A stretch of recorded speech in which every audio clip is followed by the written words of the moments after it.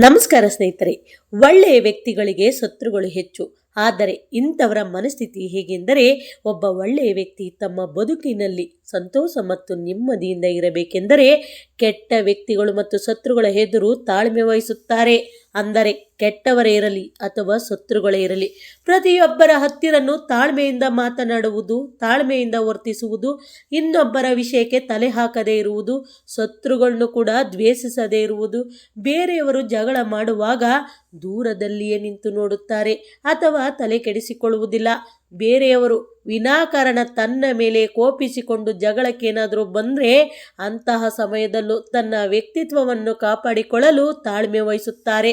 ನಗು ನಗುತ್ತಾ ಉತ್ತರ ಕೊಟ್ಟು ಕಳುಹಿಸುತ್ತಾರೆ. ಇಂತಹ ವ್ಯಕ್ತಿಗಳು ಇನ್ನೊಬ್ಬರಿಂದ ಅವಮಾನಕ್ಕೆ ಒಳಗಾಗುವುದಿಲ್ಲ. ಅಂತಹ ಸಮಯ ಏನಾದರೂ ಬಂದರೆ ಮೌನ ವಹಿಸುತ್ತಾರೆ. ಮೌನದಲ್ಲಿಯೇ ಉತ್ತರ ಕೊಟ್ಟು ಕಳುಹಿಸುತ್ತಾರೆ. ಏಕೆಂದರೆ ಇಂತಹ ವ್ಯಕ್ತಿಗಳು ಬೆಳೆದಿರುವ ವಾತಾವರಣ ತುಂಬ ಶುದ್ಧವಾಗಿರುತ್ತದೆ. ತನ್ನ ಹೆತ್ತವರು ತುಂಬ ಒಳ್ಳೆಯ ಸಂಸ್ಕಾರ ಮನುಷ್ಯತ್ವ ಕಲಿಸಿಕೊಟ್ಟಿರುತ್ತಾರೆ. ಆದ್ದರಿಂದ ಹೆಚ್ಚು ತಾಳ್ಮೆ ವಹಿಸುತ್ತಾರೆ. ಆದರೆ ಇಂತಹ ವ್ಯಕ್ತಿಗಳನ್ನು ನೋಡುವ ಜನಗಳು ಮಾತನಾಡುವುದು ಹೇಗೆಂದರೆ, ಮುಟ್ಟಾಳ, ಕೈಲಾಗದವ ಎಂದು ಮಾತನಾಡುತ್ತಾರೆ.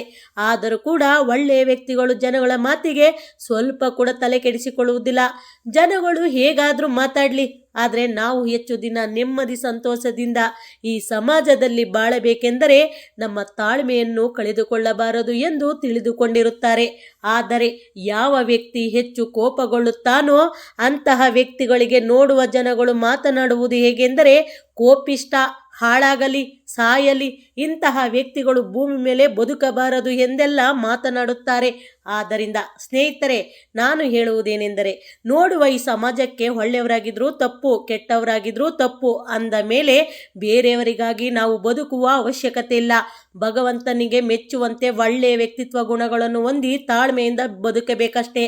ತಾಳ್ಮೆ ಎನ್ನುವುದು ದುರ್ಬಲತೆಯಲ್ಲ, ದೇವರು ಒಳ್ಳೆಯ ವ್ಯಕ್ತಿಗಳಿಗೆ ಕೊಟ್ಟಿರುವ ಶಕ್ತಿ. ತಾಳ್ಮೆ ಎನ್ನುವುದು ಯಾವ ವ್ಯಕ್ತಿಯಲ್ಲಿ ಇರುತ್ತದೆಯೋ ಆ ವ್ಯಕ್ತಿ ಇಡೀ ಜಗತ್ತನ್ನೇ ತಮ್ಮ ಕಡೆ ತಿರುಗಿ ನೋಡುವಂತೆ ಶಕ್ತಿ ಸಾಮರ್ಥ್ಯವನ್ನು ಹೊಂದಿರುತ್ತಾರೆ.